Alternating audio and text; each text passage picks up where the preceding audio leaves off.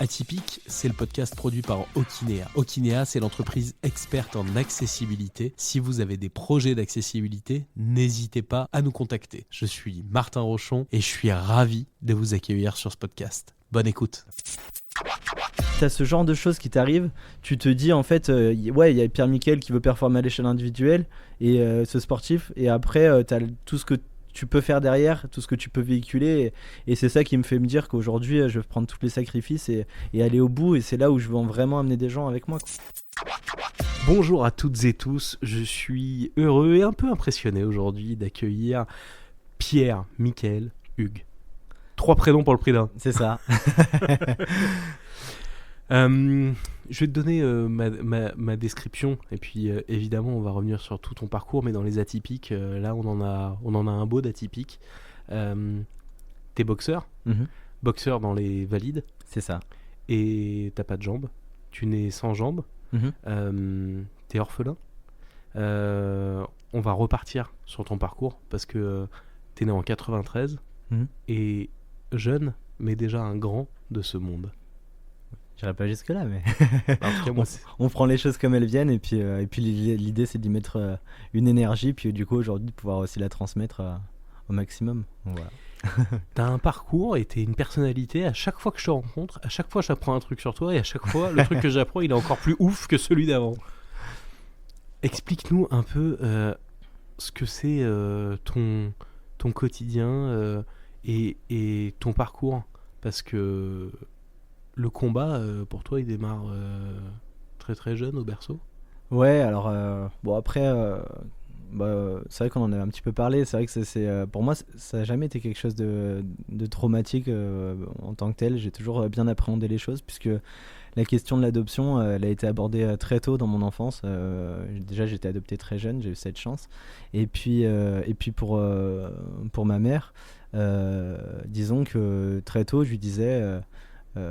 mais toi aussi, moi aussi j'étais dans le ventre de la maman, comme toi t'avais un gros ventre et j'étais à l'intérieur, et puis très tôt elle m'a dit non, toi c'était différent, et elle m'a expliqué que voilà, j'avais cette chance qui s'est confirmée, voilà. Donc quelque part il y a la question qui se pose souvent, c'est mais oui, mais en grandissant, quand quand on te fêtait, enfin quand on te pose, est-ce que le papa, tout ça, parce que moi ce que je te disais aussi, c'est que j'étais une famille avec c'était ma grand-mère, ma mère, bon, il y a ma tante aussi. Ouais, donc ça c'est un truc, parce que donc vous allez voir pendant tout l'épisode que c'est les poupées russes à chaque fois, parce qu'on parle d'adoption, donc moi dans ma tête je me dis ok, donc c'est un couple qui s'est battu pour adopter un enfant, on imagine on imagine la complexité des deux côtés, tout. Tu me dis ah non, alors moi c'est un peu spécifique, parce que en fait c'est ça. ma mère m'a adopté, mais elle était toute seule, elle vivait avec sa mère, donc ma grand-mère, et donc en fait c'est ces femmes qui m'ont adopté. Ouais, c'est ça, donc il y a eu beaucoup de débats en ce moment sur les familles monoparentales, et c'est vrai qu'en soi voilà, bon après et donc pour continuer dans les poupées russes, dans le sud de la France, et elle menait une exploitation agricole, c'est-à-dire que oui, ta alors, grand-mère, ouais, elle est vigneronne. Ouais, c'est ça, ma grand-mère s'occupait, avait la gestion d'une exploitation agricole. Voilà, c'est vrai que de A à Z, donc c'était de la production de raisins, donc en viticulture. Donc quand on est dans le sud de la France, comment ça se passe comment ça se passe l'arrivée à l'école, l'arrivée en primaire, l'arrivée au collège, avec toutes ces petites pierres dans le sac à dos. Comment t'as vécu tout ça, toi ? En fait, moi je l'ai bien vécu. On a toujours envie de se dire mais c'était horrible tout. Non, en vrai, cet aspect-là vraiment c'était pas dérangeant. Moi, très fréquemment on me disait mais et ton papa et tout, moi il y a pas de papa, j'ai été adopté. Oh, je suis désolé. Non mais enfin c'est OK, tout va bien.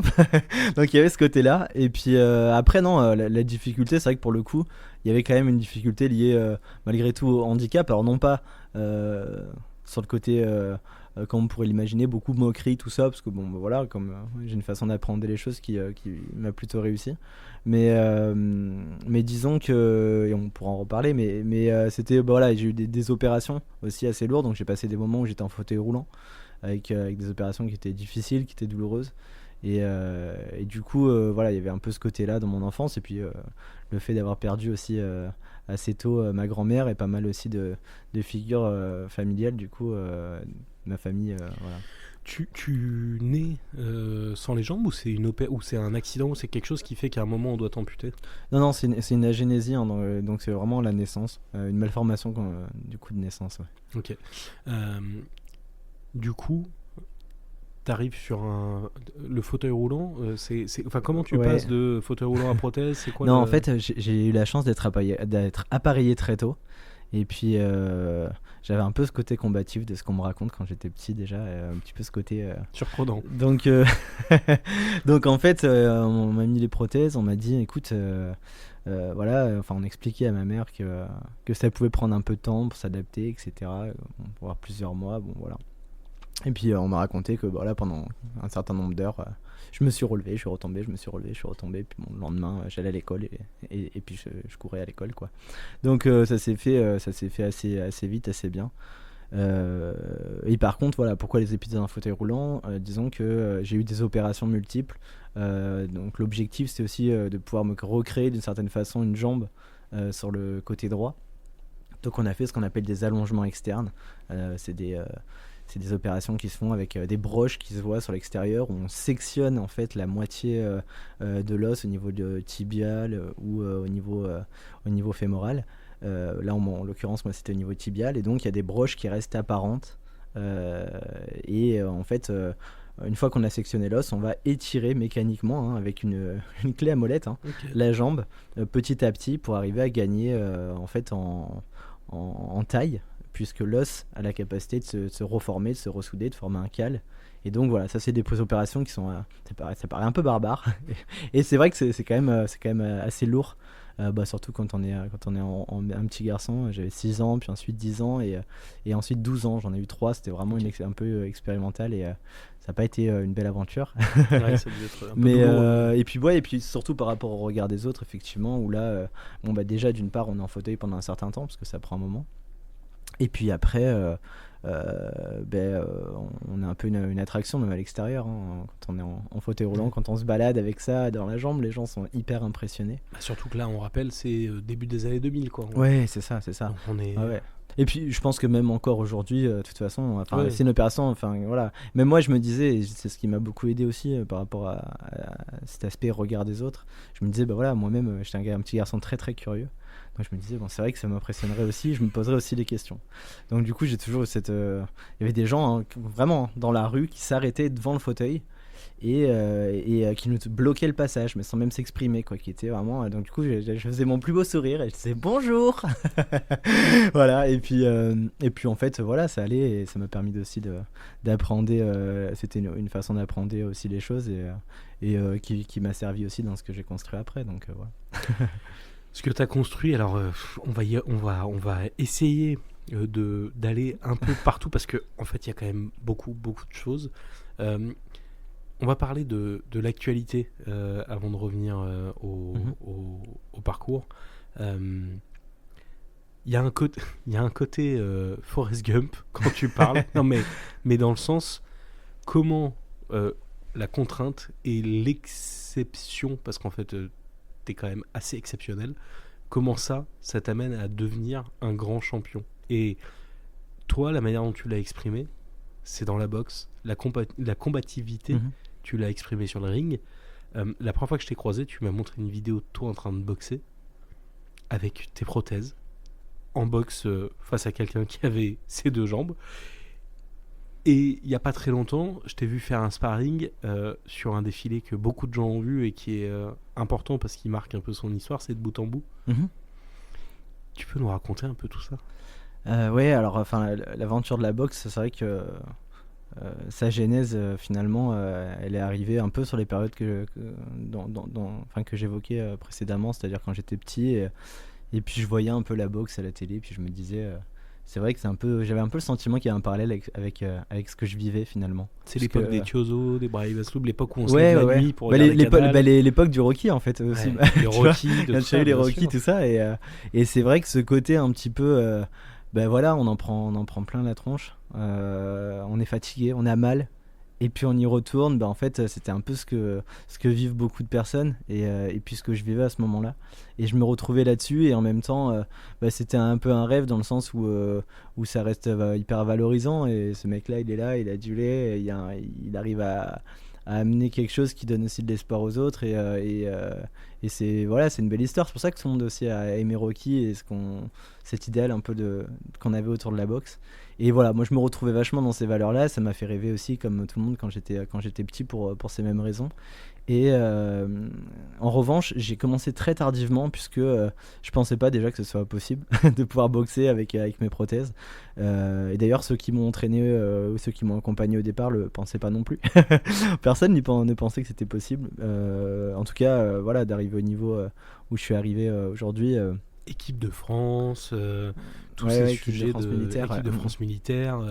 Donc, tu as commencé à 18 ans la boxe, qui Ouais, effectivement est assez très tard. tard. Ouais. Mhm. Euh, Mais c'est un sport où c'est ok, hein. Il y a beaucoup de champions du monde qui ont Ouais. commencé assez tard en fait sur la boxe, hein. C'est un sport où on peut commencer assez tard. il y a un champion d'arts martiaux qui est très connu en ce moment, c'est Cyril Gain, qui a commencé lui pareil. Je crois il a commencé un truc genre à plus de 20 ans. Ouais, voilà. Et donc, ça veut dire qu'il y a quand même une prédisposition. Moi, je t'ai vu boxer, on voit qu'il y a quand même une prédisposition à. Ouais. Ben, en fait, enfin, moi en fait déjà dans ma philosophie, comme t'as compris, j'aime bien dire que pour à mon sens, je dis toujours bah ouais j'ai fait des choses parce que j'ai travaillé dur, mais en soi, je en quoi, enfin, est-ce qu'elles sont exceptionnelles? Je dirais non, c'est parce que ça s'est présenté comme ça et que j'avais envie d'y aller et que j'ai travaillé pour. Maintenant, est-ce que et c'est pour ça que je suis vraiment. Enfin, tu vois, si je croyais pas en ça, je pourrais pas faire ce que je fais d'aller devant des jeunes et puis de me présenter en disant bah moi les gars aujourd'hui c'est pas que vous rentrez chez vous en vous disant on a vu un gars qui a des prothèses qui boxe en valide, c'est un tueur le mec, c'est incroyable, mais que bah, l'objectif aujourd'hui quand je vais les voir je leur dis bah, c'est que mon histoire ça devienne votre histoire, donc je décompose en fait différentes choses pour justement un peu transmettre ça. Donc moi je j'ai pas ce truc de me dire bah moi ce que j'ai fait c'est potentiellement exceptionnel. Je pense que en fait c'est parce que bah voilà j'ai travaillé dessus, j'ai continué à y croire et pour autant pas tout le temps de la même façon parce que en fait si tu me demandes il y a 5 ans est-ce que tu vas pouvoir boxer comme tu boxes aujourd'hui, je t'aurais dit bah j'aimerais bien mais ça me paraît compliqué et en fait bah voilà à force ça s'est fait et puis je pense que l'humain on a une chance d'avoir quand même des capacités qui sont quand même intéressantes donc voilà. Tu boxes partout, tu vas aux États-Unis, tu deviens une star parce que bah en fait c'est complètement ouf. Et en même temps, t'as ce côté ultra patriote de dire mais moi mon pays c'est la France, c'est les couleurs que j'ai envie de défendre. Et donc là t'es dans la période en ce moment où tu fais aussi le tour des décideurs de politiques, des emblèmes soutenus à fond par des grands de la boxe comme Mormec et tout ça pour bah, vous défendre les couleurs de ton pays parce que t'as une envie, c'est de porter le drapeau français sur le ring et de partout. Ouais, et puis d'aller au jeu du coup 2028, c'est un défi incroyable et puis une chance de pouvoir avoir une volonté bah, à l'extérieur du pays, du coup via les États-Unis, de pouvoir être présent, porter quelque chose de fort. Et c'est vrai que ici, bah, ce qui est difficile, c'est que j'ai beaucoup de mal, j'ai énormément de difficultés. Là, j'ai profité en fait que j'avais une blessure pour pouvoir me consacrer vraiment à ce travail, parce que c'est véritablement un travail de dingue de pouvoir aller chercher des partenaires. Et puis en fait, je suis confronté à plein plein de difficultés. Déjà la première, parce que bah, quand on n'est pas dans des cases, qu'on fait quelque chose que personne a fait précédemment, bah, du coup, tout est beaucoup plus compliqué. Puisque bah, voilà, le statut sportif de haut niveau, je l'ai pas. Ça paraît dingue, mais ouais, je l'ai pas. Donc en fait, bah, ça veut dire pas de possibilité d'avoir des financements publics, pas de possibilité. Donc vraiment, quand je dis aujourd'hui, Pourquoi t'as pas le statut? Parce que en fait, vu que la boxe handi ça n'existe pas, il n'y a pas de compétition reconnue en international, il n'y a pas de règlements internationaux de compétition en boxe, il y a pas, c'est pas un sport olympique. Eh bien, voilà, il faut pouvoir être sur les critères valides qui sont assez restreints sur lesquels auxquels je réponds pas du D'accord. coup puisqu'ils sont très spécifiques, voilà. Donc en fait y a vraiment cette difficulté là, donc ça c'est un sujet sur lequel j'espère pouvoir être aidé, accompagné. Et puis après c'est dans tous les cas il faut pouvoir aussi trouver des partenaires privés qui sont prêts à prendre pas dans l'aventure, et puis comprendre que en fait moi, mon objectif, en fait, si tu veux, tu as deux strates. Tu as le côté Pierre-Michel, sportif comme tout sportif, qui a son rêve de faire les jeux, de performer, et puis d'avancer, et déjà rien que de pouvoir s'entraîner dans des conditions dignes et permettant la performance, ce qui aujourd'hui n'est pas mon cas, puisque voilà, comme beaucoup de sportifs qui ont, en valide, Mm. ou en handi aussi, hein, qui ont beaucoup de mal du coup. Donc ça, voilà, c'est une première chose. Mais le deuxième aspect qui me tient à cœur, c'est le lien qui se fait entre tout ce que j'ai pu faire dans ma vie et ce qui se concrétise aussi à travers ce que j'exprime sur le ring et à l'extérieur, grâce à cet outil qui est finalement ma performance sportive. Et ça, en fait, c'est vraiment un outil qui est non seulement magique, et c'est plutôt là-dessus que j'ai vraiment envie d'embarquer des personnes sur l'aventure. J'ai envie de te dire, vas-y, viens avec moi, va dans une salle n'importe où dans le Bronx, comme j'ai dit. Enfin, le Bronx, c'est un bon exemple, parce que c'est une aventure que je raconte souvent. Enfin, à Mais t'es allé l'époque... boxer, toi, là-bas, dans le Bronx. Ouais, et puis Christophe, qui est mon entraîneur Christophe Mendy, qui est sur New York, qui m'entraîne sur New York. Il me dit non mais Pierre, le Bronx et tout, enfin c'est bon quoi, c'est pas. Je dis mais attends, nous quand on a commencé la boxe, je me revois avec ma vieille panda aller dans les quartiers nord à Marseille pour aller mettre les gants alors que je connaissais personne, débarquer comme ça pour prendre de l'expérience et tout. Je me disais mais c'est dingue, et je lui dis toi c'est pareil, de la boxe c'est ça, enfin on a galéré quand même pour arriver à faire ce qu'on a fait, à arriver là où on en est. Et puis il me dit ouais je suis d'accord, mais et du coup j'insiste, et puis il dit bon ok bon c'est bon, on y va un samedi matin, il me dit j'ai une surprise, ok on y va, d'accord. Et puis en fait t'arrives là-bas, t'es le petit blanc européen, donc tu vois déjà rien que ta présence elle est vécue comme insultante, vraiment, tu vois que vraiment t'es pas le bienvenu. Bon après je vais me changer, donc là je débarque en short, donc là il voit les deux prothèses, il dit bon ça va, c'est un mec qui fait du cirque, c'est bien. Et puis bon ça passe un peu mieux, mais toujours waouh ok. Donc voilà, et puis après en fait l'entraîneur du coup il dit ouais d'abord on fait boxer les vrais boxeurs, on verra ton gars après. Bon on attend 40 minutes. Puis au bout d'un moment il dit ouais vas-y fais-le monter sur le ring, on le met avec il me met avec un petit jeune et tout. Bon évidemment je m'amuse avec, hop tac tac, mais avec du respect évidemment. Et puis bon il s'énerve, on finit, il met un autre gars. Là, ça se passe super bien, je le touche au foie, mais je me colle à son oreille, tout ça. Je dis it's ok bro, il dit ouais. Et puis on continue toujours, voilà, avec le respect qui est dû à notre discipline. Et puis du coup là encore il s'énerve, et puis il met un autre gars qui est 2 KT au-dessus, et avec lequel on fait un super sparring. Et on finit le sparring, oh c'est top et tout. Et puis là, je vois la peur dans les yeux de Christophe quand je reviens dans le coin du ring. Mais vraiment, je dis mais. Il me dit non. Je dis mais qu'est-ce qui se passe? Il me dit non mais, et là il sourit, il dit non Pierre c'était super et tout, mais tu te rends pas compte dans leur ego, écoute on va au vestiaire, écoute-moi vraiment, on va au vestiaire et tout. Je dis non mais ça va et tout Pierre et tout, je suis un peu têtu. Du coup il me dit ok on y va. Donc je vais au vestiaire, et puis je lui dis mais attends c'est du sport et tout, enfin je dis non mais Pierre tu te rends pas compte, c'est super, t'as voulu le faire, on l'a fait, c'était bien, t'as fait les rounds, voilà, mais maintenant voilà tu te rends pas compte dans leur ego et tout, enfin c'est chaud quand même ce qui vient de se passer. Et puis en fait je dis non mais attends quand même, et là je ressors et je vois les gars qui boxent plus, et ils regardent le combat qui vient de se passer sur leur téléphone, et ils se disent mais what, qu'est-ce qui s'est passé là, et puis je vais les revoir et je leur dis it's ok, on y retourne. Et puis ils regardent leur entraîneur il fait un hochement de la tête, ouais bah allez-y, et puis là on refait on reboxe. Et en fait, on s'est pris dans les bras. Je revois toute cette salle dehors, en plein milieu du Bronx, à faire coucou comme si on avait passé 2 mois de colonie de vacances ensemble.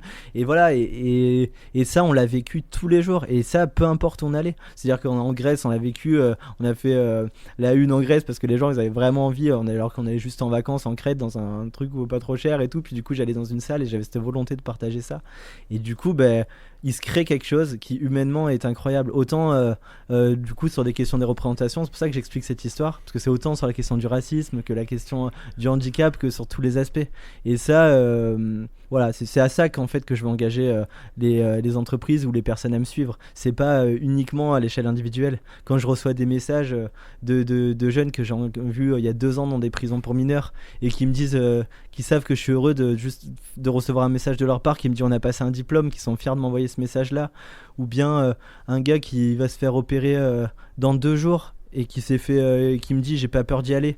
Et je lui dis mais qu'est-ce qu'il me raconte? Et je regarde et puis je vois que c'est un jeune de 14 ans, il boxe super bien, puis sur les dernières vidéos je vois qu'il est en fauteuil roulant. Je me dis mais qu'est-ce que c'est? Et puis je lui envoie un message, je dis ok merci beaucoup, mais tu vas te faire opérer de quoi? Je vais me faire amputer de mes 2 jambes quoi. Et quand tu as ce genre de choses qui t'arrivent, tu te dis en fait ouais, il y a Pierre Miquel qui veut performer à l'échelle individuelle et ce sportif, et après tu as tout ce que tu peux faire derrière, tout ce que tu peux véhiculer, et c'est ça qui me fait me dire qu'aujourd'hui je vais prendre tous les sacrifices et aller au bout, et c'est là où je veux vraiment amener des gens avec moi quoi, voilà. Bah c'est bien, tu veux nous faire chialer quoi. Bravo, t'as réussi, c'est bon. Non mais non, voilà, non mais c'est incroyable ce que tu racontes. En fait, tu vois, ton énergie elle est incroyable. Moi ça me touche profondément parce que je trouve que c'est exactement comme ça qu'on change le regard, et c'est grâce à des personnalités comme toi. Enfin, je veux dire, c'est toi le grand de ce monde, quoi. Non, mais, je te dis, mais justement, mais c'est pour ça que c'est grand. C'est que et quand je faisais la comparaison à Forrest Gump et tout, il y a un côté, tu vois, en fait, ça paraît tellement incroyable que quand c'est dans la vraie vie, quand c'est palpable, tu vois, les émotions, ce que tu racontes dans le Bronx, en fait, les images, on les a quand on connaît un peu le milieu de la boxe et toutes ses difficultés. Quand on connaît la question du handicap et de tout ce que tu as vécu, mais je veux dire, on peut que être admiratif et vouloir que des personnes comme toi soient sur le devant de la scène, parce que en fait, d'un point de vue générationnel, je pense que c'est grâce à des personnes comme toi que les choses bougent.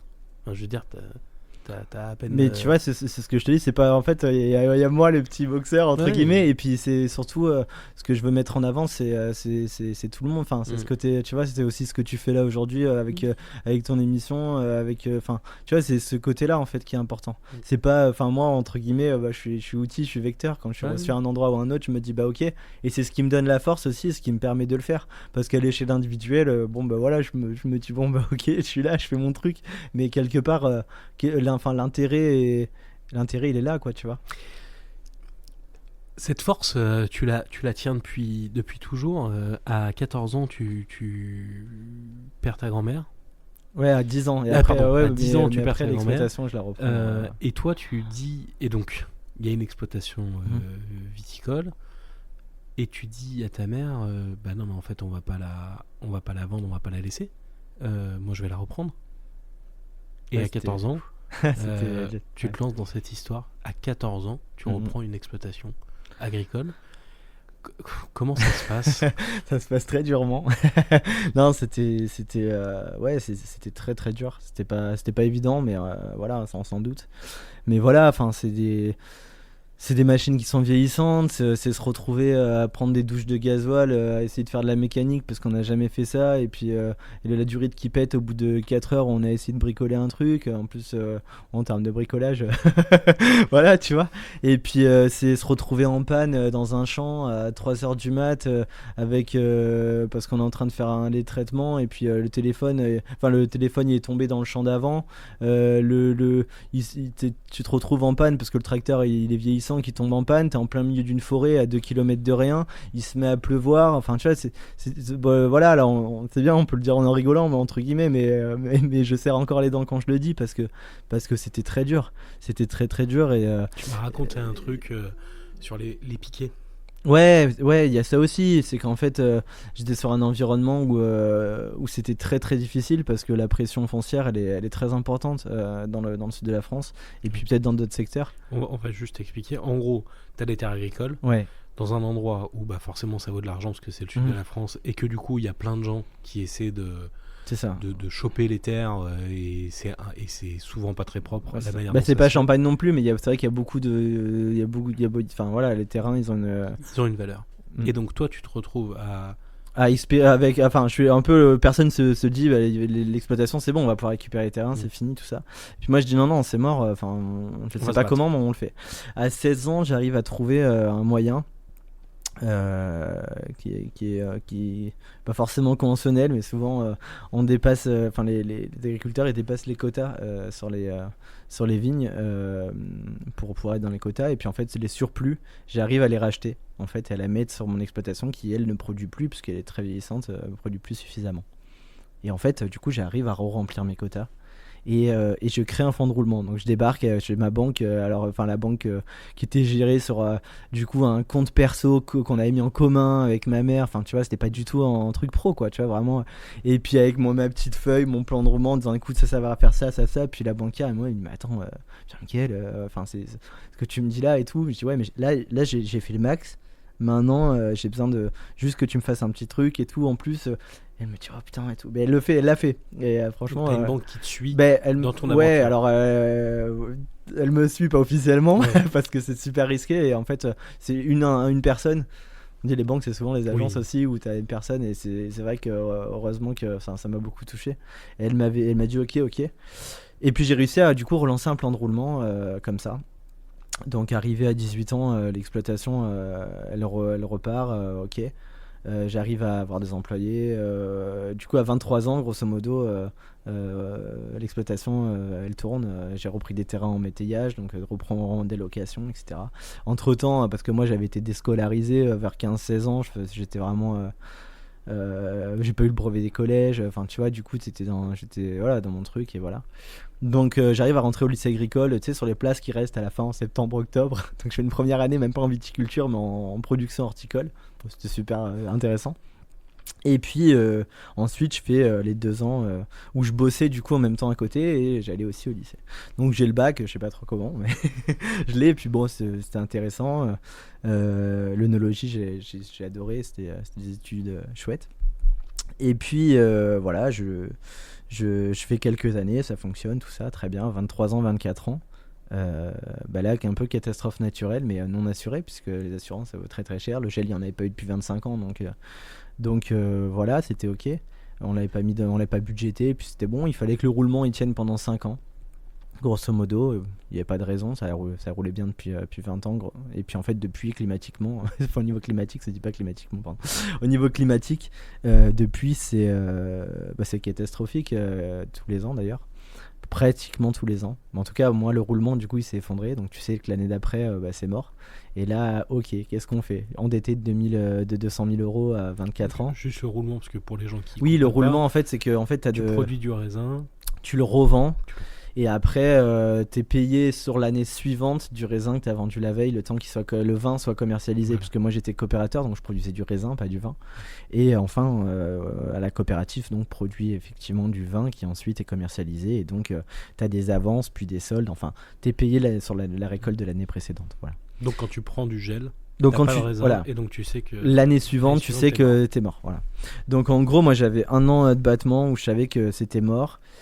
J'étais déjà beaucoup investi sur la jeunesse malgré tout, puisque je m'intéressais du coup au monde éducatif. J'allais déjà faire des interventions dans des prisons pour mineurs quand j'avais 18 ans. Et puis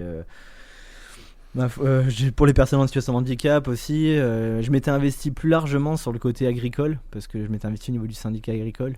Donc c'était sur un projet de loi c'était le pacte interministériel, le renforcement du pacte interministériel entre le ministère de l'Éducation nationale et le ministère de l'Agriculture pour la promotion du métier agricole dans le secteur public. Et bon, je pense que c'était une affaire qui est toujours pas résolue 10 ans après, mais en soi j'étais allé au bout, ça avait été voté au national, etc.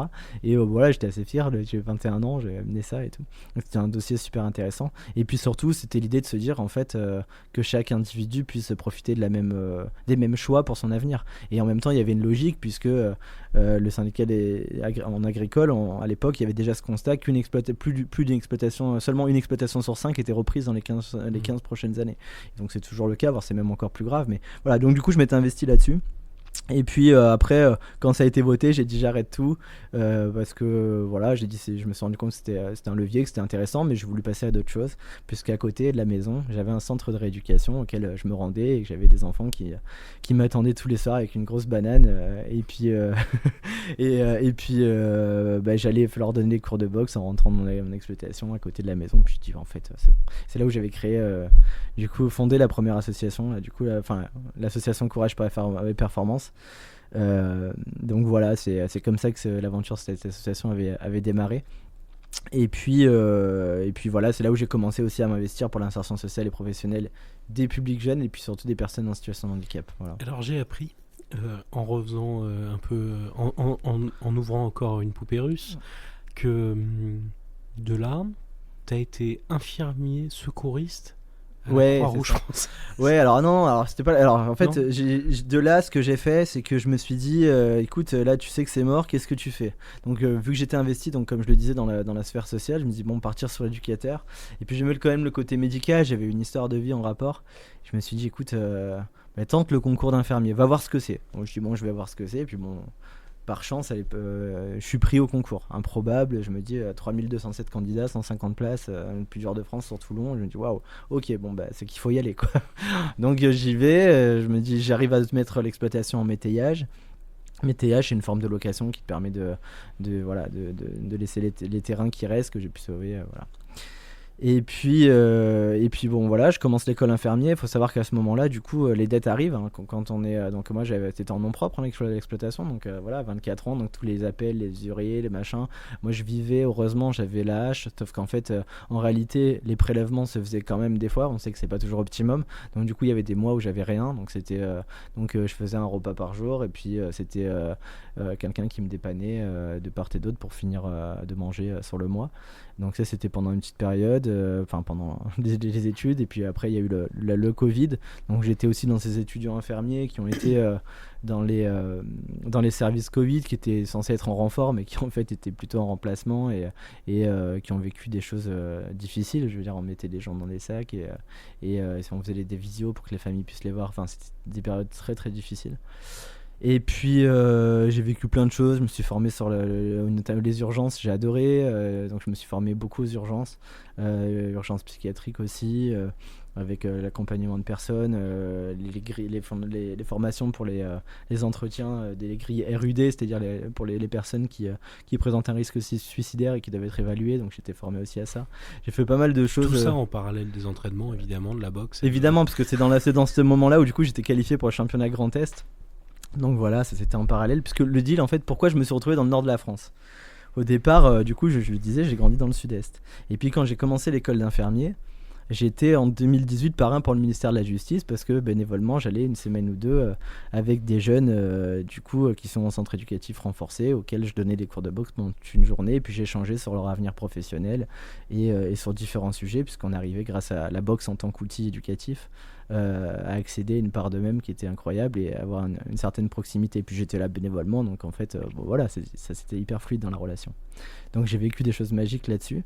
Et puis il y avait donc il y avait des jeunes de toute la France. Et il y a un éducateur qui dit bah écoute, moi mon frère il organise un stage de boxe sur Sedan dans le nord de la France. Je dis bah Sedan, je regarde la carte et tout, je dis ok, bon il fait froid, c'est loin mais on y va. Donc voilà, et puis je pars, je vais faire un stage top là pendant une semaine. Et puis je reviens ensuite là-haut pour un combat. Donc je vais boxer là-haut. Et puis il y a des élus qui me disent, je venais d'attaquer à ce moment-là les études d'infirmier. Et puis des élus me disent, mais attendez, vous faites les études d'infirmier pour boxer? Je dis, ah oui, c'est effectivement très compliqué. Et puis ils me disent, mais attendez, nous ce qu'on vous propose, c'est qu'on vous aménage une sorte d'équivalence sport-études. Donc à l'époque, c'était Jean Rotner, qui était président de la région Grand Est, et du coup qui avait dit, grâce à Odile Berthelot, Éric Berthelot, une famille de Odile Berthelot qui était vice-présidente du conseil départemental là-haut. Et c'est eux qui m'ont accueilli. Au départ, même chez eux, ils ont dit écoutez, on a une aile de notre maison, on vous met le temps que vous trouviez un appart et tout, mais il faut que vous veniez là en septembre. Donc en fait, j'ai rempli mon berlingot. Et mon petit berlingot de l'exploitation, et je suis parti dans le nord de la France. Je suis arrivé là-haut, voilà, et ça s'est fait comme ça. Et bienvenue chez les ch'tis. Ouais, c'est ça. Et puis je suis arrivé, j'ai dit allez, on y va. Et puis en fait, après, c'est là où il y a eu le Covid, je me suis formé aux urgences, etc., etc. Et puis en fait, j'avais quand même toujours des dettes qui étaient présentes, parce que bon, 200 000 euros, ça s'efface pas comme ça. Et puis je suis parti, j'ai rencontré ma compagne actuelle qui était sur le Luxembourg, qui travaillait sur le Luxembourg, qui était belge. Enfin, qui est toujours belge. Et puis en fait, elle me dit, mais écoute, sur le Luxembourg, enfin quand même, enfin voilà, au niveau des salaires, il y a quand même possibilité d'aller plus vite par rapport à tes problèmes aussi. Donc je candidate sur la Croix-Rouge. Super, Croix-Rouge, je suis pris, je commence, titularisé du coup au bout de 9 mois. Et puis je vois une offre par rapport aux droits de l'homme, je dis mais punaise, c'est pour moi ça. Donc je candidate, etc. Je commence à partir, et puis je deviens à 20% représentant des droits de l'homme du coup pour la Croix-Rouge luxembourgeoise, donc sur cet établissement. Donc, représentant des droits de l'homme pour la Croix-Rouge luxembourgeoise. C'est ça, donc pour l'établissement En plus ouais, voilà.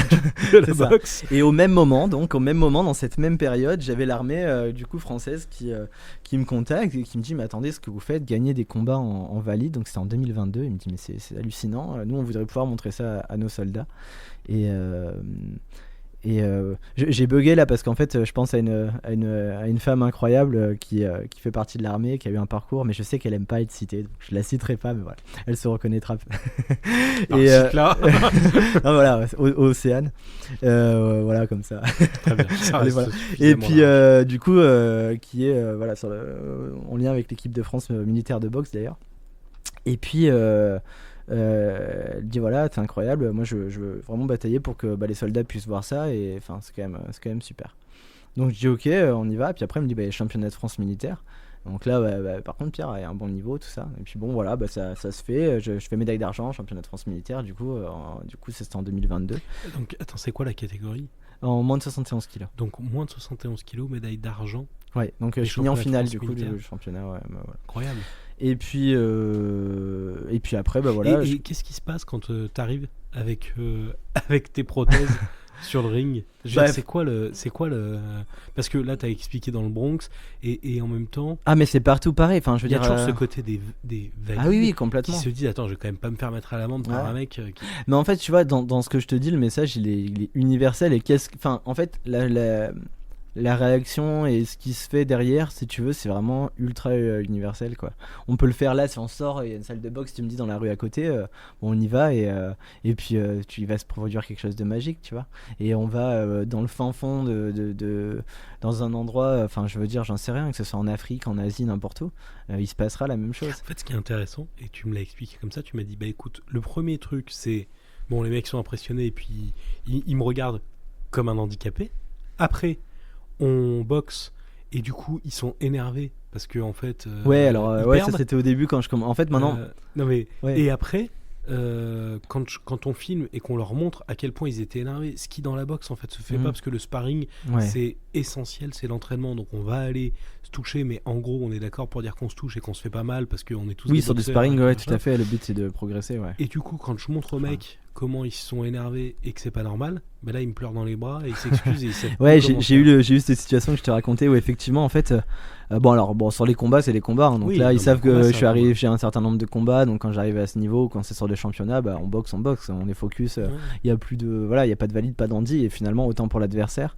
Et puis après et donc là, ouais, c'est ce que je te disais, parce que souvent les gens se disent, mais attends, les gens, est-ce qu'ils osent vraiment boxer? Est-ce qu'il n'y a pas quelque chose qui est perçu bizarrement du fait que tu arrives avec deux prothèses quand même? Est-ce que les gens ils osent y aller, tout ça? Et puis je dis, bon déjà sur un ring, quand on prend des coups, quand on est sur un combat, on prend le risque de prendre un KO, de se réveiller à l'hôpital. Enfin c'est voilà, justement il n'y a pas de débat parce qu'on rigole pas, quoi. Je veux dire, c'est du combat. Mais après sur les sparring, effectivement, là sur les sparring en général on y va quand même, à part si c'est plutôt du travail thématique ou voilà. Mais le but c'est évidemment pas sur les sparring de pas se blesser, de gagner en technique, et puis voilà. Mais après ça dépend, quand on va à l'étranger, les mecs en plein milieu, tu te doutes bien qu'en plein milieu du Bronx ou à New York, on dit pas, oh bon, on va faire gaffe, pas mettre le crochet comme ça, pas blesser, non, on y va, quoi. Mais après quand j'ai commencé la boxe, quand j'allais sur les sparring, effectivement il m'est arrivé des situations dont celle dont celle dont je te parlais dernièrement, et c'était on arrive, je commence à mettre les gants avec plusieurs gars de la salle. Donc mettre les gants, c'est voilà, faire le sparring, combattre. Et puis bon, ça se passe super bien. Et puis en fait l'entraîneur il dit, oh, punaise, j'étais un peu au-dessus, quoi, du niveau, ce qui est normal, j'avais plus d'expérience, ok.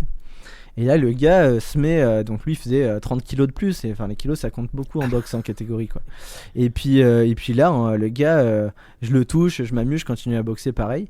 Et puis là, il essaye de vraiment m'avoiner, comme on dit, c'est-à-dire vraiment me faire mal quoi, et de taper toutes ses forces. Et c'est vraiment dangereux parce que bah on prend un sale coup, voilà, ça reste de la boxe. Et puis en plus, il y a tout un protocole. Si tu fais un KO, t'as un protocole. Ouais, il y a un qui fait mois, que effectivement. Bah alors tu peux souvent pas ça boxer, c'est vrai que enfin, il y a beaucoup de choses encore à faire là-dessus, c'est en combat, mais c'est vrai qu'en salle on n'a pas encore cette Mhm. culture, c'est quelque chose sur lequel on essaye d'avancer du coup justement dans notre pratique.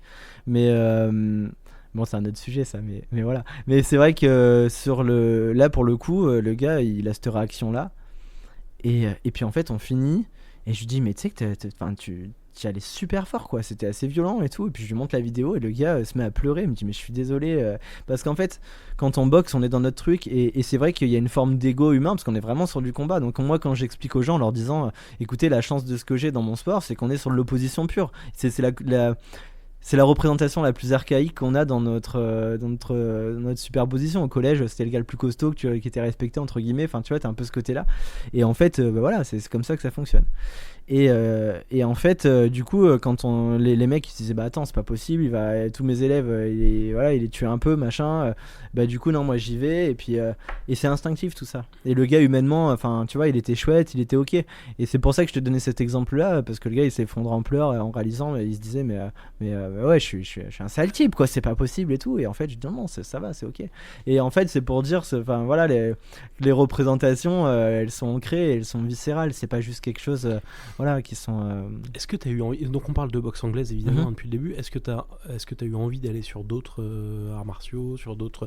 Est-ce que tu vois tous les trucs type MMA et autres, ou est-ce que le fait et de la passion et des prothèses et tout fait que c'est l'anglaise et rien d'autre quoi. Bon, et puis le fait que Ouais. ce soit la plus belle boxe aussi. Mais Oui, ça, voilà, c'est ça, on va pas se mentir. en vrai. Non, non, non, en fait, moi, ça s'est fait parce que c'était cette boxe-là qui m'a fait rêver quand j'étais gamin. C'est Ouais. celle-là sur laquelle je me suis entraîné. C'est celle-là sur laquelle j'ai travaillé très dur pour arriver à progresser. Donc voilà, après, c'est aussi la boxe qui permet, enfin en tout cas par rapport à mon handicap, peut-être qu'il s'adapte aussi bien, parce que du coup sur du pied-point, bah, Oui, bon oui. ça se fait, on peut mettre, enfin il y a un ami, il me disait l'autre jour, il mettait des mousses, et puis il arrivait à pouvoir faire avec la prothèse, etc. Mais bon, ça limite, et puis je pense qu'il y a une frontière à ça. Enfin, à un moment donné, moi aujourd'hui j'ai la chance de pouvoir être sur un niveau où on va pas trop me questionner, parce que finalement ça va plus être défavorable que favorable. J'aurai pas d'avantage, puisque du coup Ça a été un sujet, ça. ouais, bien sûr, bien sûr. Mais c'est toujours un sujet. Parce que les gens, tu vois, quand tu leur montres une vidéo de ce que je fais, ils vont te dire, ah, c'est dingue la technologie qu'il y a maintenant. Bah non, en fait, mec, j'essaye de me battre pour que justement on évolue, parce que aujourd'hui, sur les matériaux qui peuvent être commercialisés et qui ont une plus-value, il y a quelque chose qui est fait. Mais sur les modalités de réglage des appareillages, je suis tombé sur des sujets d'études quand j'ai fait les études, j'ai fait le master là, que je faisais dernièrement, qui dataient des années 50, sur lesquels il y avait des médecins qui disaient déjà. On peut pas faire des réglages de prothèses uniquement sur une évaluation subjective, c'est-à-dire selon la vision du patient, le ressenti, et selon ce que peut voir ce qu'on peut percevoir visuellement du côté de l'appareilleur. Et pour autant, si tu vas dans n'importe quel centre de prothèse, aujourd'hui, en tout cas en France, on fonctionne que comme ça, et pourtant il existe des outils, des tables de pression dynamique, tout ça. Et en fait aujourd'hui on fait pas ça, c'est-à-dire que demain donc en fait aujourd'hui moi j'essaie aussi en même temps de battre pour qu'on avance là-dessus concrètement. Pour être Ouais, précis, voilà. si demain t'as une prothèse, donc t'es appareillé, toi tu vas être déjà heureux de pouvoir retrouver de la mobilité, de pouvoir retrouver de la verticalité, ce qui est hyper important humainement parlant. Et puis, du coup, bah, tu vas te dire, ah bah super, et en fait, tu auras des douleurs. Mais alors, est-ce que c'est la prothèse? Le mec il va dire, bah non, c'est les réglages, vois avec le kiné. Puis le kiné, il va voir. On sait pas encore vraiment bien travailler de manière. Il n'y a pas d'obligation, en tout cas, de résultat à ce niveau-là, ou de contrôle vraiment sur les modalités d'appareillage par rapport au réglage. Et le fait de travailler en équipe pluridisciplinaire sur ces questions. Est-ce que la France elle est en avance ou est-ce qu'on est en retard? C'est quoi le pays ou la médecine qui bosse bien sur les prothèses? Aux en, US, il y a des. en fait, je vais pas te dire, j'ai pas de connaissances vraiment, j'ai pas creusé vraiment suffisamment cette question pour t'y répondre de manière précise. Je pense que nous, en tout cas, enfin au niveau européen, Ce qui est intéressant, c'est qu'on a les outils, on a les différents champs de compétences, c'est-à-dire qu'on a des ingénieurs qui sont doués là-dessus. On a le pôle parasport qui commence à vraiment initier, tu vois, c'est assez récent. Ça se fait du coup sur Paris. Et en fait, eux, ils ont vraiment commencé à initier cette dynamique d'avoir un pôle où vraiment il y a un ingénieur qui va étudier le fonctionnement de la marche et qui va pouvoir travailler sur différents appareils. Qui va bosser avec un prothésiste, qui va bosser avec un médecin rééducateur et avec un kiné. Et là, tu te dis, bon, on commence à aller dans une dynamique qui est intéressante. Mais ça, si tu veux, il faudrait que ce soit généralisé. Aujourd'hui, je pense que l'aspect qui pourrait être intéressant à mettre en avant là-dessus, enfin, du moins pour que ça puisse se répandre, ça serait que des grosses boîtes, je ne vais pas en citer, mais que ça soit des grosses boîtes qui sont dans la prothèse puissent se dire, bah nous, on peut mettre ça en avant, ça serait un avantage concurrentiel de se dire si les patients viennent chez nous, on est en capacité de travailler sur ces questions-là parce qu'on va mettre des trappes de pression dynamique, on va avoir des outils qui existent et sur lesquels on va pouvoir investir pour faire un appareillage de qualité. Et moi, je suis déjà intervenu dans des congrès de traumatologie du sport, ce genre de choses, et avec des mecs qui me disaient, où je posais cette question-là, où j'exposais la chose, et puis ils me disaient, et des gars reconnus, donc là j'ai pas le but de le citer, mais et puis il me disait bah ouais, mais en fait moi je veux bien, mais en fait nous on peut faire un appareillage qui soit ok ou qui soit vraiment respectueux effectivement de la physiologie, l'anatomie, la physiologie du patient, et en même temps lui il aura des sensations, et vous savez il y a la notion de proprioception où la personne elle va pas arriver à être bien. Et en fait, c'est ça qu'on appelle la rééducation. Et ça, je pense que voilà, il y a vraiment un travail à faire là-dessus, parce que aujourd'hui, on fournit des apparillages si on n'est pas en capacité d'assurer une durabilité et de penser à l'intégrité des patients qu'on traite. Je trouve que c'est dommage. Et c'est ça qu'il faut favoriser. Aujourd'hui, c'est pas normal qu'on te mette une prothèse, qu'on te dise c'est bien, t'es debout, bravo, tu signes le papier, puis en fait derrière je suis facturé et on enchaîne, parce que ça marche comme ça. Typiquement. En fait, on est dans le social care, on n'est pas dans l'expérience client. Ouais, en gros, l'expérience patient. Parce qu'en plus, ils détestent dans la médecine qu'on dise client, mais on est client des médecins. Ah non, mais clairement, sur la prothèse, c'est des entreprises privées. Donc à un moment, voilà. Donc expérience client. Okay. Donc en fait, du coup, voilà, moi je trouve qu'on pourrait faire mieux. Et moi, typiquement, les modalités de réglage, donc je suis appareillé depuis 30 ans, un peu même plus, du coup. Mes prothèses, globalement, elles sont faites de la même façon depuis 30 ans. Donc en fait, ce qui va changer, c'est en prothèse, si tu veux, tu as deux parties. Tu as la partie qu'on appelle l'emboîture, c'est la partie qui est sur ton membre. Et puis tu as la partie qu'on appelle le pied ou la main, etc., qui est une partie qui vient s'accrocher dessus et qui effectivement, elle, vu qu'il y a un aspect concurrentiel, eh bien, il y a de la recherche et donc il y a de l'évolution sur cette partie pied, main, etc.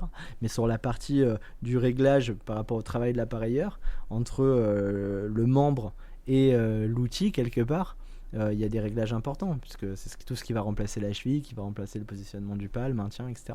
Là-dessus, je trouve qu'on n'évolue pas, Hyper intéressant. Là, je découvre hyper intéressant. Est-ce que c'est un peu ça que vous avez voulu dénoncer avec le défilé bout en bout? Est-ce que tu peux nous en dire deux mots? Parce que ça, c'est un truc quand même assez incroyable. Il y a eu le premier défilé au monde de c'est super. personnes appareillées, bénéficiant en tout cas de prothèses. Ouais, tout à fait. Et c'est un truc assez extraordinaire. C'est Anne Bayard et Mathieu. Et Mathieu Lartaud, ouais, Lartaud, tout à fait. Qui ont puis la famille Lartaud, parce que du coup, la famille, c'est vrai que c'était tous assez investi. Et ouais, alors c'était un super projet. Et j'espère que ça va continuer. Et je pense que oui. Et voilà, je trouve que c'est super intéressant. Sur différents aspects. Alors eux, c'est vrai que l'objectif, bon, ils en parleraient bien mieux que moi, hein, mais effectivement, c'est pouvoir rendre accessible un maximum de prothèses. Aujourd'hui, des prothèses de course, c'est des prothèses, donc c'est des pieds, si je parle pour les pieds, puisque c'est ce que je connais mieux, mais grosso modo, c'est le même principe pour tout. Les pieds sont catégorisés, en fait. C'est-à-dire que tu as des pieds de classe 1, de classe 2, de classe 3, et il existe des pieds de classe 4.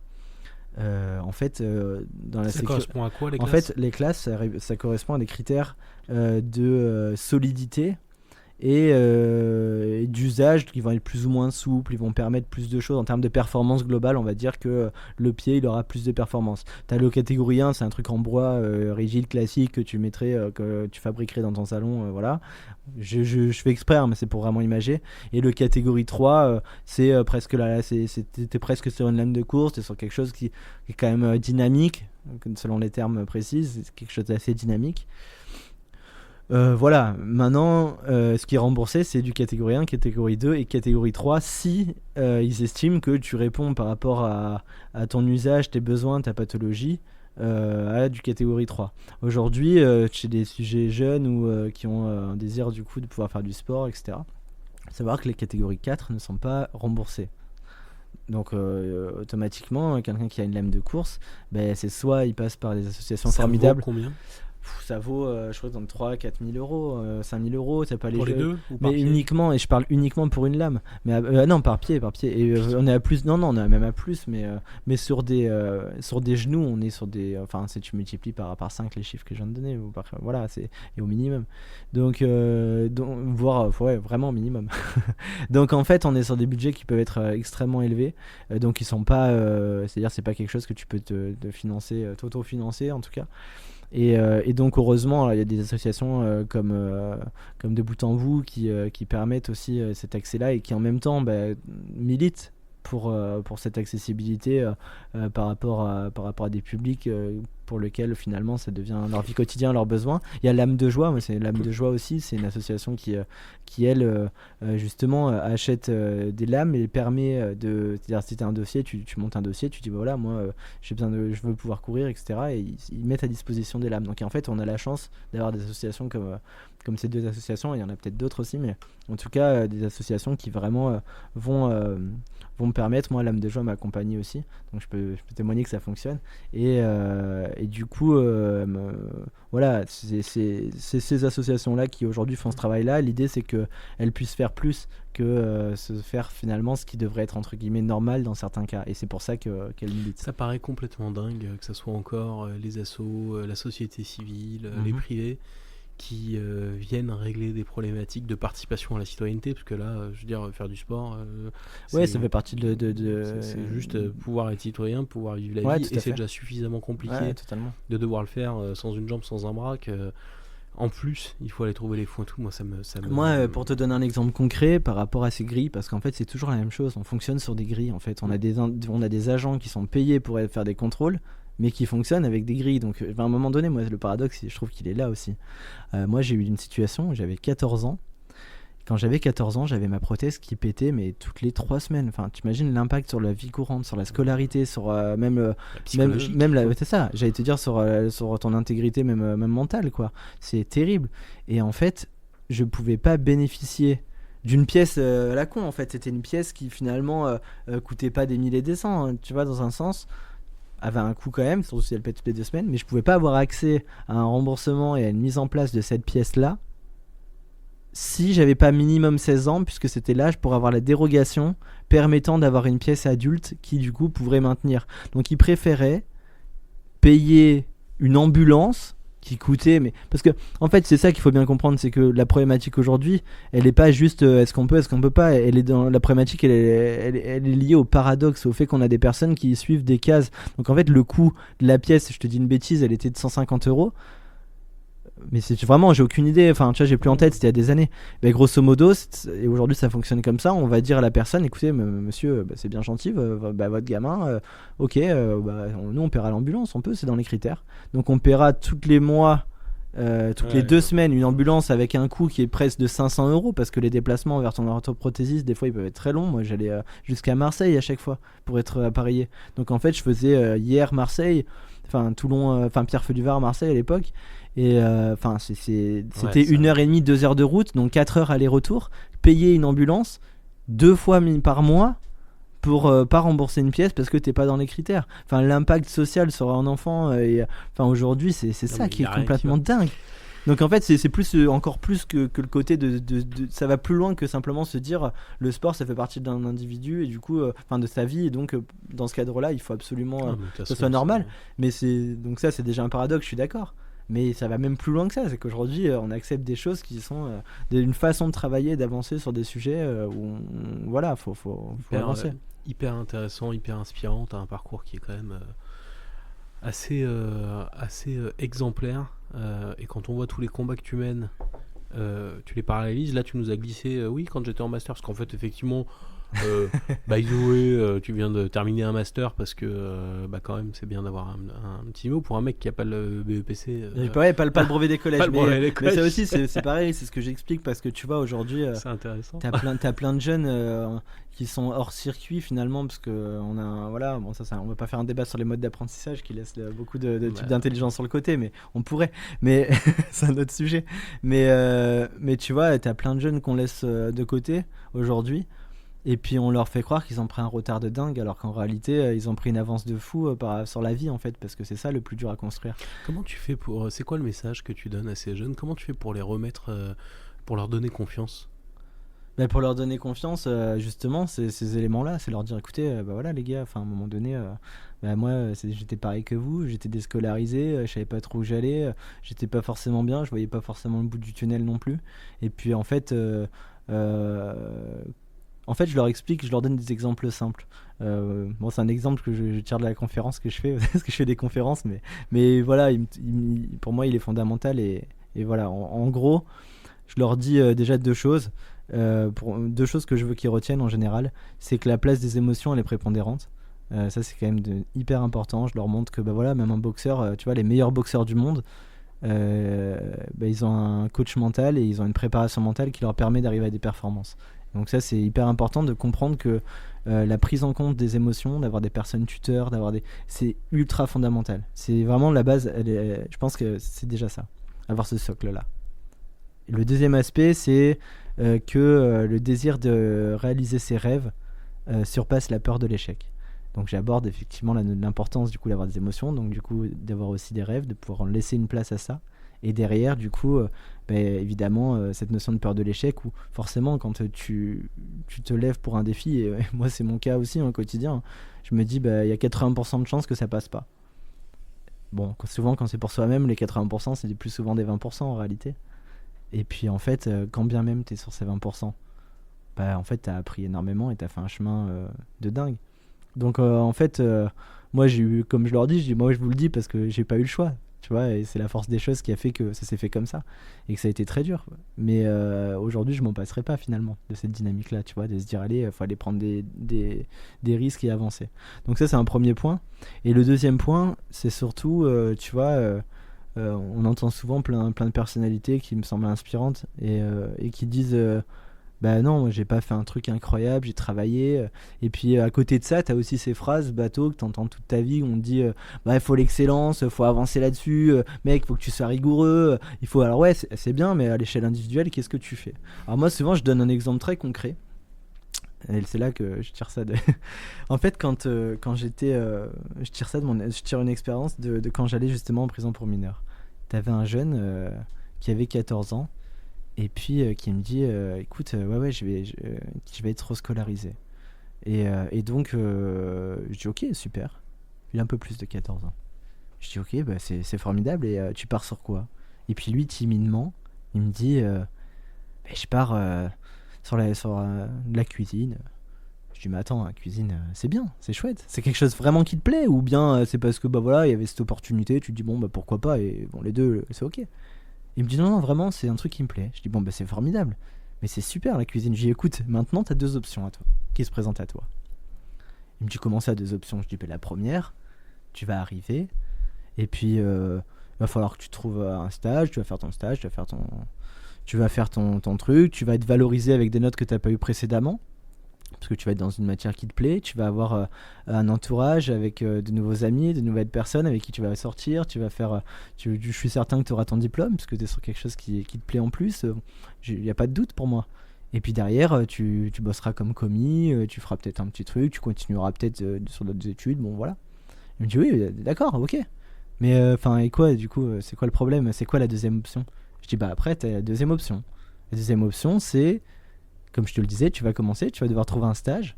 Donc à ce moment-là, tu prends les 100 plus grands établissements qu'il y a autour de chez toi ou même plus loin, et puis tu leur téléphones tous. Tu sais que t'en as 80%, ils vont te raccrocher au nez directement. Donc au fur et à mesure des appels, tu vas te dire bon, faut peut-être que je prenne des codes différents. Donc tu vas changer ta voix en disant ok, je vais essayer de faire comme ça. Et puis après, sur les 20 suivants, t'en auras 20 qui vont te recevoir, ou peut-être le mec qui va te faire venir et puis en fait il va se barrer et puis tu vas devoir y retourner 3-4 fois. Tu seras peut-être pas respecté, pas estimé. Tu auras peut-être des gens qui vraiment voilà, ça pourra même être humiliant des fois. Ça pourrait être difficile. Mais à la fin, tu auras le stage que personne d'autre a eu. Et puis après, pourquoi tu ferais pas chef étoilé et puis je lui montre, tu connais les compagnons du Tour de France, et puis je lui montre des photos sur mon téléphone, tout ça. Et puis il me dit non mais pourquoi moi? Je dis pourquoi moi je ferais. Je dis mais pourquoi pas? Et je dis toujours, et tu vois, pour répondre à ta question, j'invite toujours les jeunes à se dire mais pourquoi pas? Pourquoi pas moi? Et en fait, le travail, il est très concret. Quand on dit travailler, tu vois, que je te disais l'excellence, en fait, c'est juste faire ce parcours-là. Donc voilà. Et alors, il est où ce jeune? Il a choisi quoi comme option? Lui, il est parti sur le diplôme, il a fait des super stages, et puis je pense qu'il s'est régalé. Mais en fait, si tu veux, cet exemple-là, j'en ai plein, et puis j'ai eu la chance, et c'est à travers ces expériences-là où je te disais que j'ai plein de jeunes qui m'écrivent, même 2, 3 ans, 4 ans après, en me disant, en m'envoyant un message sur Instagram ou sur un réseau, en me disant voilà, juste pour te dire merci beaucoup pour l'époque, etc. J'ai passé tel diplôme, et là tu te dis putain, mais voilà. Et c'est trop aussi, bien. voilà. Bon, moi c'est un épisode qui me remue, hein. Tu touches à plein de trucs là qui sont assez profonds. Alors, on a un gimmick dans Atypique, c'est que l'invité d'avant t'a posé une question, et tu poseras une question à l'invité d'après, sachant que je ne te dis pas qui est l'invité d'après. L'invité d'avant, c'était Alan Biolay. Alan, il t'a posé cette question, c'est quelle est la plus grande force face au handicap? Quelle est ta plus grande force face au handicap? En fait, ma plus grande force face au handicap, c'est le handicap. Non, mais ce que je veux dire par là, c'est que les représentations en soi, c'est une force. Donc je dirais le paradoxe. En fait, tu vois, le fait que justement, tu vois, même dans le monde du travail, je disais par rapport au management.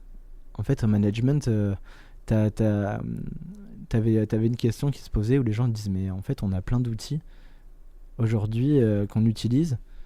Et en fait, donc tu vois, les outils de qualité de vie au travail, pour aussi permettre de garder, fidéliser les collaborateurs au sein d'une organisation.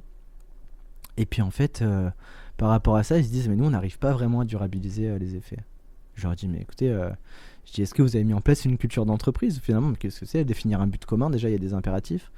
Et puis en fait, dans les études que j'avais fait sur le dernier mémoire de recherche, c'était ça qui ressortait aussi. C'était le paradoxe. C'était finalement le fait que les gens, on a un peu cette vision du travail qui est, en définitive, pour la faire courte, tu vas travailler pour une pénibilité, pour un nombre d'heures contre laquelle tu reçois un salaire. Et finalement, ça devient totalement insensé d'aller proposer une activité bien-être, ou contre-intuitive plutôt, tu vois. Et puis, du coup, j'avais des chefs d'entreprise ou des directeurs d'établissements hospitaliers qui me disaient je dis mais pourquoi vous en faites pas plus? Parce qu'ils se disaient mais oui, nous on a des résultats, les résultats ils montrent qu'on a une baisse d'absentéisme, ils montrent qu'on a une amélioration des flux de communication, ils montrent que du coup on monte en performance, on descend les coûts qui sont liés à ces problèmes du coup d'absentéisme. Et puis pour autant je dis mais pourquoi vous faites pas plus d'activités? Ils disent bah oui c'est vrai. Donc en fait je dirais le paradoxe, parce que ça c'est une représentation dont je parlais avant, la même que pour être le handicap dans plein de cas, comme je le disais tout à l'heure face au racisme dans le cadre du Bronx. Donc ouais, le paradoxe, ouais, je dirais, c'est ça la force. Sacrée réponse. Est-ce que tu as une question pour l'invité d'après? C'est pas évident. Une question pour l'invité d'après.